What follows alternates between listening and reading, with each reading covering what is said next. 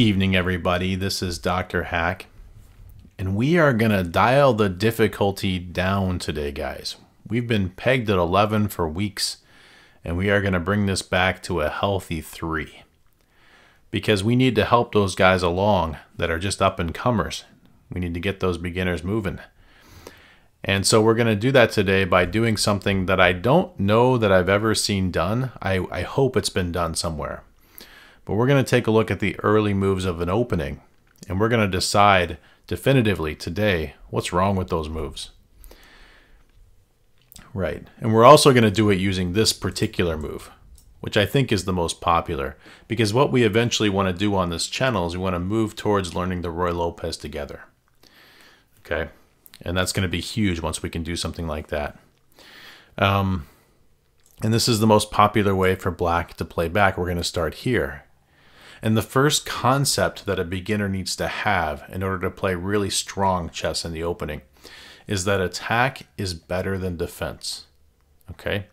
And so if you're able to play a move like this, well, that's a good move because, you know, in the old world of learning how to begin the game, they said stuff like you must develop yon pieces. And so bringing a new piece into the game was a good idea. Now this piece happens to be attacking an empty square and a pawn.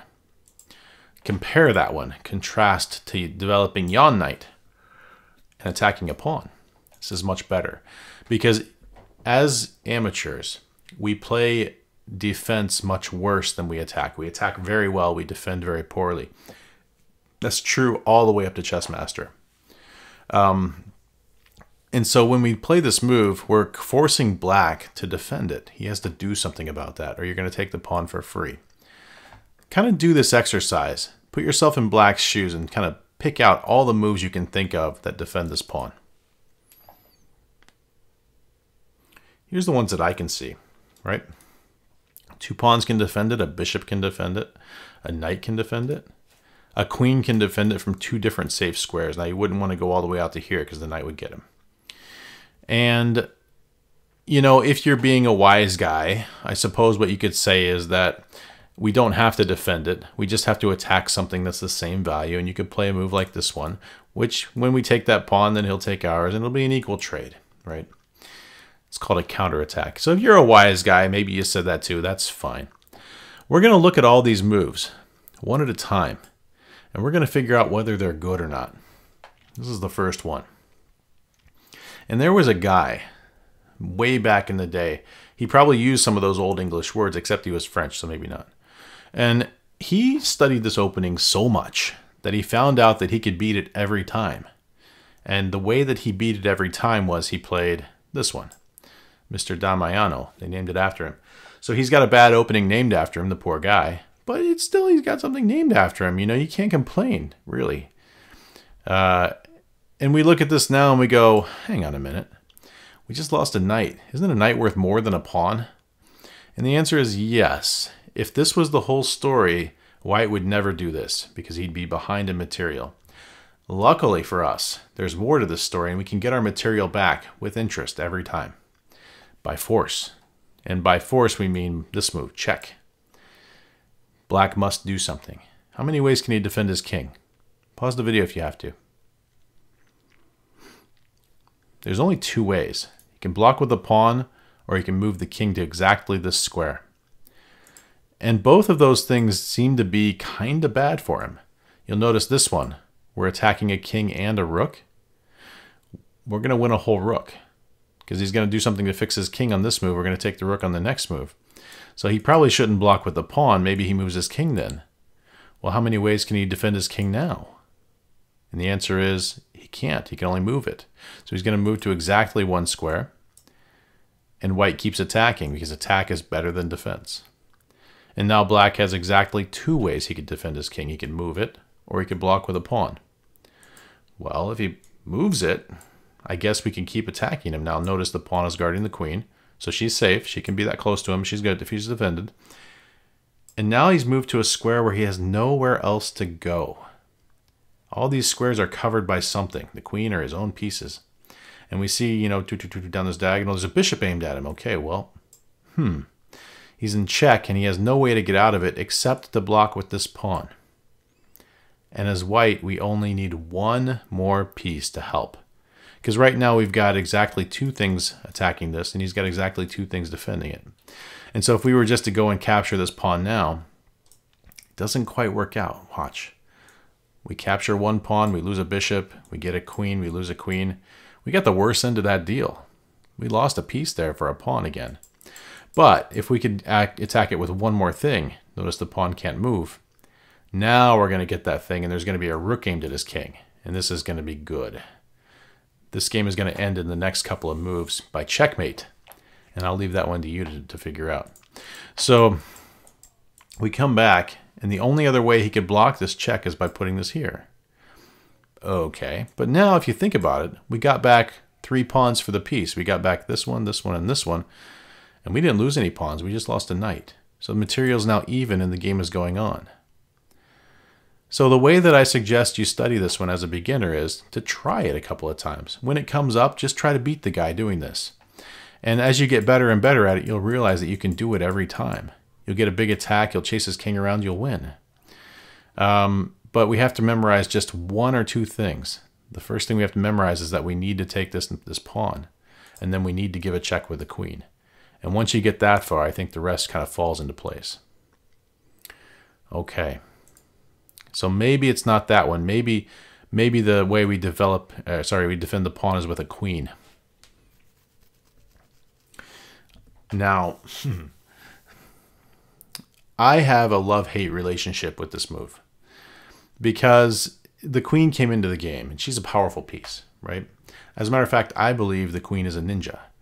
And she is going to zip around the board so fast, cause so many problems for us that we often lose, material because she like skied down a Laffer curve and taxed us to death. I don't know how queens do that, but whatever, they're just speedy, and we got to do something about that. Now, because she's so big, here's the fundamental problem with the queen. Because she's so big in value, she's 9 points. Anything smaller than the queen that attacks the queen means that the queen is going to get out the way, right? Because she is not going to be lost to a knight, because that'll be losing material. She's not going to be lost to a pawn. That's going to be losing material. And so when we play a move like this, we're threatening to go there and get the queen. Black's going to be struggling, right, already. And maybe he plays a move like, let's say this one, to stop the knight from getting in there. And maybe we play another move where we attack something because we're playing attacking chess. That's what we need to do. Now we're attacking this pawn twice. So black has to do something about it. Let's say he takes this one. And now we're going to notice that we can attack the queen with a smaller piece. Can he take this knight? No, because if he does that, we're going to get his queen. He's got to move the queen. She's too big. The fundamental problem.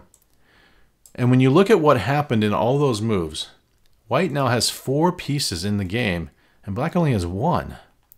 That is a huge, huge advantage for white. That's a lead. And he's going to probably turn that into the first attack, and maybe he's just going to win the game. But regardless, we'd love to be in this position as white starting out. Okay? So we go back. Maybe the queen shouldn't come out. Here's what I mean by the queen being a ninja. Let's say she came out to this one, and we try to play a move like this to attack the pawn again. Well, what if she said check? Do we chase the queen? Sure, let's chase the queen. Turns out when you chase a ninja around, they tend to go and land in a place where it's better than when they started. And we go, oh no, there's a pawn. So we're starting to lose stuff because we're chasing the queen. So what you have to do is you have to look at where the queen can go before you play the move. And so you know where she's going to go before she goes. And that's the way you control a queen. She's just too fast otherwise. Okay. So then we've got, maybe this bishop. And I want to say that move doesn't look so bad to me. There's only one fundamental difficulty for black with this one. And that is that white's the one playing offense. White's got a knight attacking this pawn. Black's got a bishop defending that pawn. What does that mean, right? That means that if the bishop ever moves away, this pawn will be lost. But if the knight ever moves away, let's put it down there, then nothing happens. Black can't take anything. So the fact that white is on the offense here, he's the one doing the attacking, it makes him have the stronger position, the one that the other guy can make mistakes on, but he really can't. That's why it's so huge to be the attacker and not the defender as a beginner. Okay, so that one's not so bad. I think he could play that one. The other thing you can probably get from this, if you were really to think hard about it, is that this bishop probably isn't coming out this way. He's not going to move the pawn. He's going to have to go this way with it, right? In the amateur chess, that doesn't matter. Big deal. The bishop went to a different diagonal. You don't learn what that means until much, much later. Some people never learn what that means.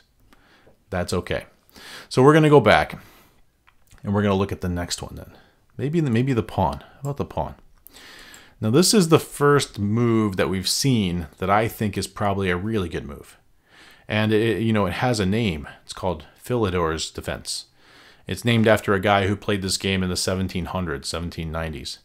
And he's an old dead guy, but he's a famous old dead guy. So you probably should take note that this one's pretty good. And when I think about how we might tackle this one, I think you still work on that attacking stuff. We're attacking this one time. It's defended one time. So let's go after this thing again. Let's attack it with a pawn. And I think that's a great way to start out the game. Just keep attacking the things you can attack. Now, don't lose material, right? Material is the most important thing in amateur chess. If you get behind in material, you're going to lose. Or you're going to find your moves are harder to find than the other guys.